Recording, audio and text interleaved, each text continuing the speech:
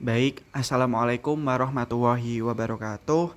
Perkenalkan nama saya Ahmad Irfan, NIM 2105026143. Di sini saya akan menjelaskan mata kuliah kewirausahaan. Sebelumnya saya dari kelas EID 5. Langsung saja di sini saya akan menjelaskan mengenai kewirausahaan. Kewirausahaan adalah ilmu yang mempelajari tentang nilai, kemampuan dari perilaku seseorang dalam menghadapi tantangan hidup untuk memperoleh peluang dengan berbagai resiko yang mungkin akan dihadapi. Karakteristik kewirausahaan yang pertama itu motivasi berprestasi. Eh, moti- mau Motivasi berprestasi sendiri itu adalah dorongan internal atau eksternal yang mendorong seseorang untuk mencapai tujuan dan prestasi yang tinggi.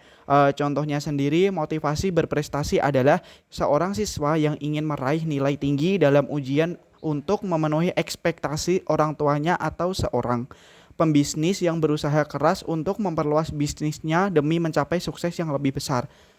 Yang kedua ada orientasi kehidupan. Orientasi kehidupan mengacu pada tujuan dan nilai-nilai yang menggerakkan seseorang dalam kehidupannya. Contohnya orientasi kehidupan bisa beragam, seperti seseorang yang memiliki orientasi kehidupan untuk menjalani kehidupan yang seimbang antara pekerjaan dan keluarga, atau seseorang yang memiliki orientasi kehidupan untuk mencapai pencapaian dalam bidang agama atau spiritualitas. Yang ketiga ada jaringan usaha.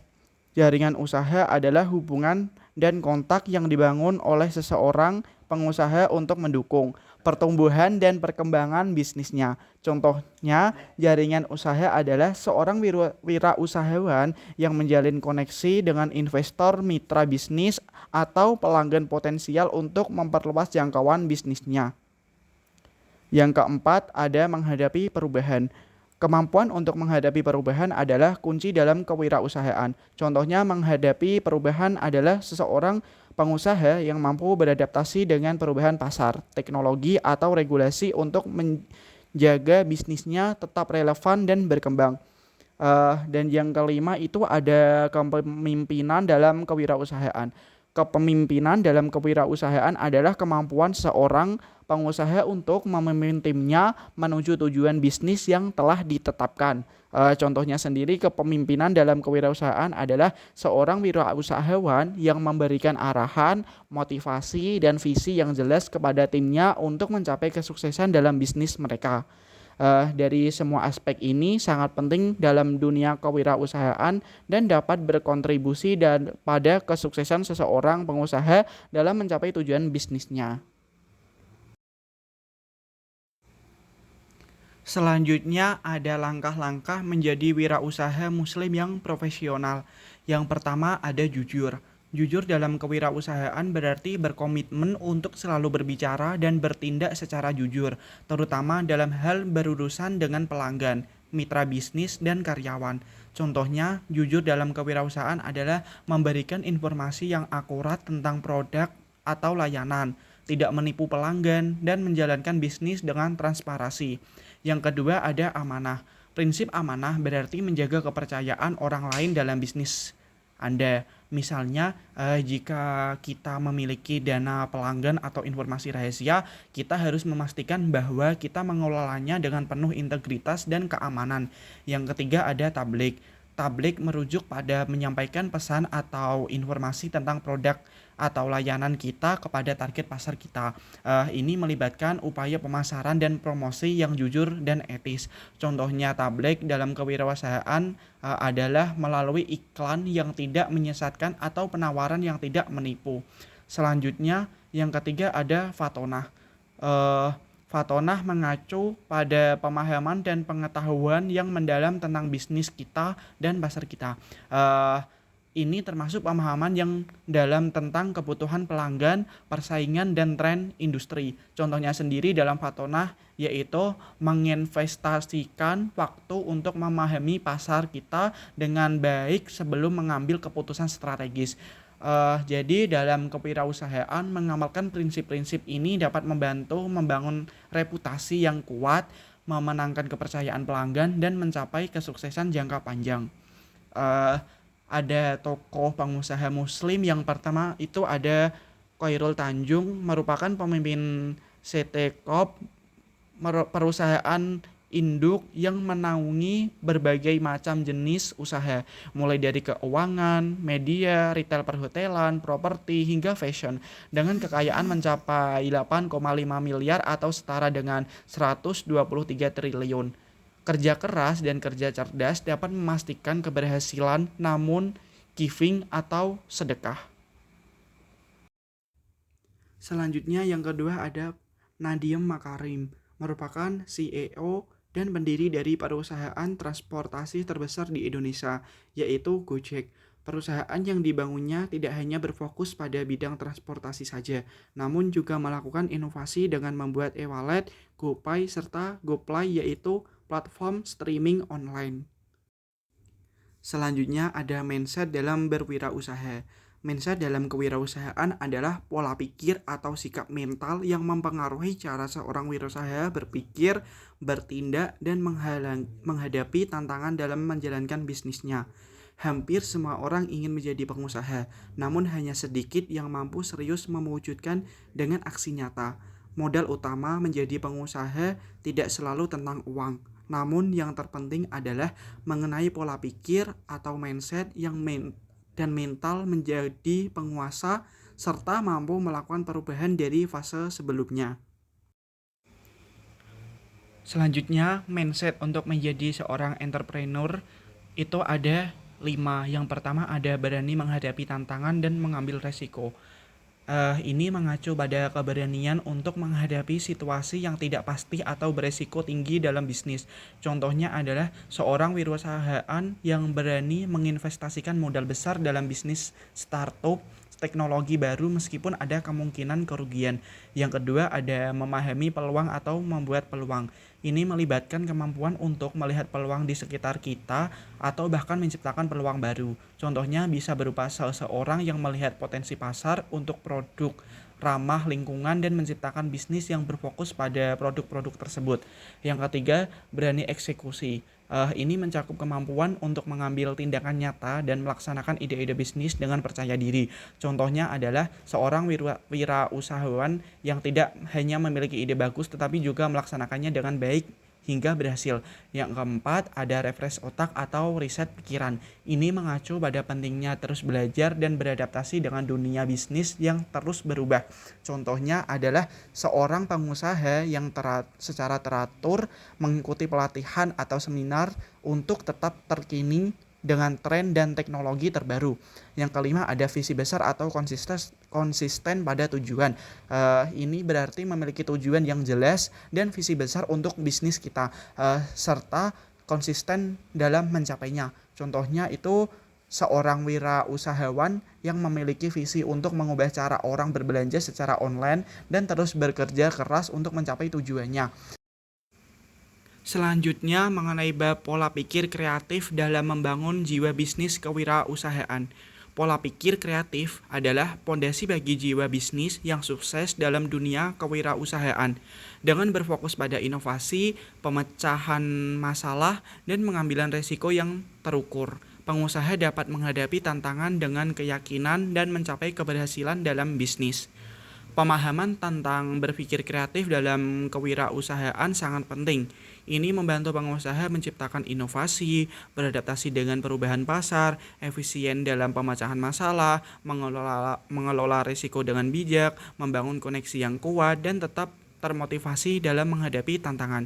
Berpikir kreatif juga menciptakan nilai tambahan bagi masyarakat dan memungkinkan bisnis bersaing secara global.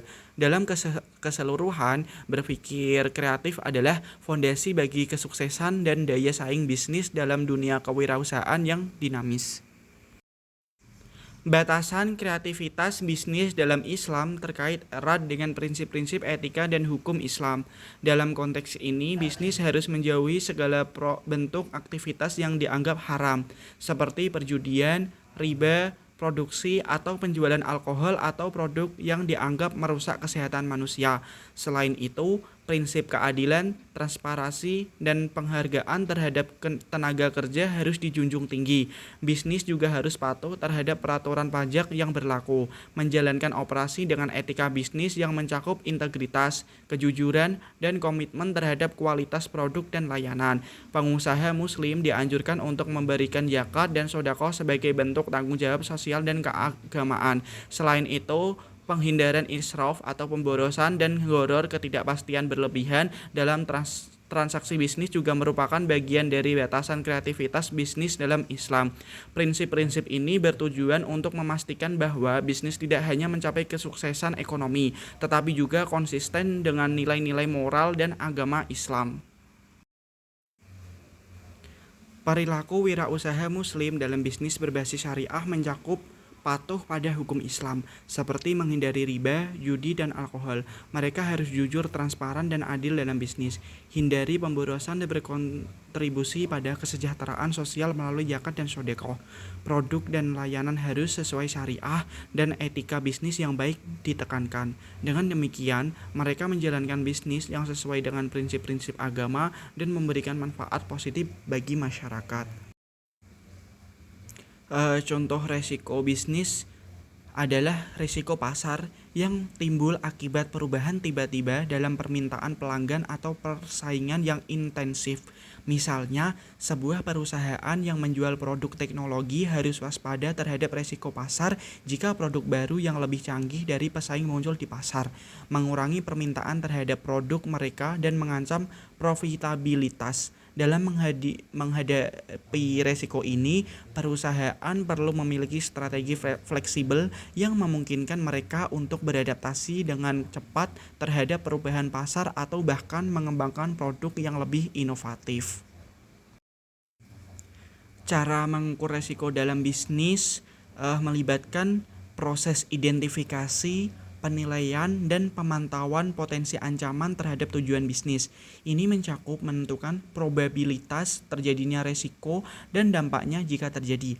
Misalnya, jika sebuah perusahaan mengukur resiko pasarnya, mereka akan menilai sejauh mana fluktuasi permintaan atau persaingan dapat memengaruhi pendapatan dan laba mereka.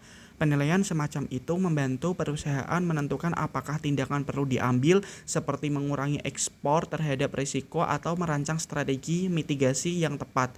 Proses ini memungkinkan manajemen bisnis untuk mengambil keputusan yang lebih cerdas dan mengelola risiko dengan baik. Selanjutnya, mengenai bab kepemimpinan yang baik dalam bisnis. Kepemimpinan yang baik dalam bisnis kewirausahaan adalah kemampuan untuk mengilhami, membimbing, dan memotivasi tim serta mengambil keputusan yang bijak untuk mencapai tujuan bisnis dengan efektif dan adil. Karakteristik pemimpin yang baik. Jadi karakteristik seorang pemimpin yang baik dalam bisnis meliputi sifat-sifat seperti integritas, kejujuran, dan etika yang kuat. Mereka harus mampu berkomunikasi dengan jelas, mendengarkan, dan berempati terhadap anggota tim serta pelanggan. Ketegasan dalam mengambil keputusan, visi yang jelas, dan kemampuan untuk mengatasi tantangan adalah sifat-sifat penting lainnya.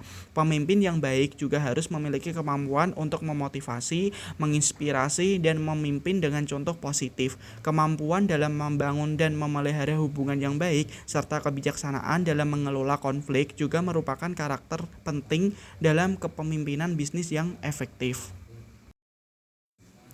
Lalu, ada kepemimpinan dalam bisnis ajaran Islam. Kepemimpinan dalam bisnis menurut ajaran Islam melibatkan prinsip-prinsip etika dan nilai-nilai syariat yang kuat. Seorang pemimpin dalam bisnis Islam diharapkan untuk menjalankan tanggung jawabnya dengan integritas, kejujuran, dan rasa keadilan.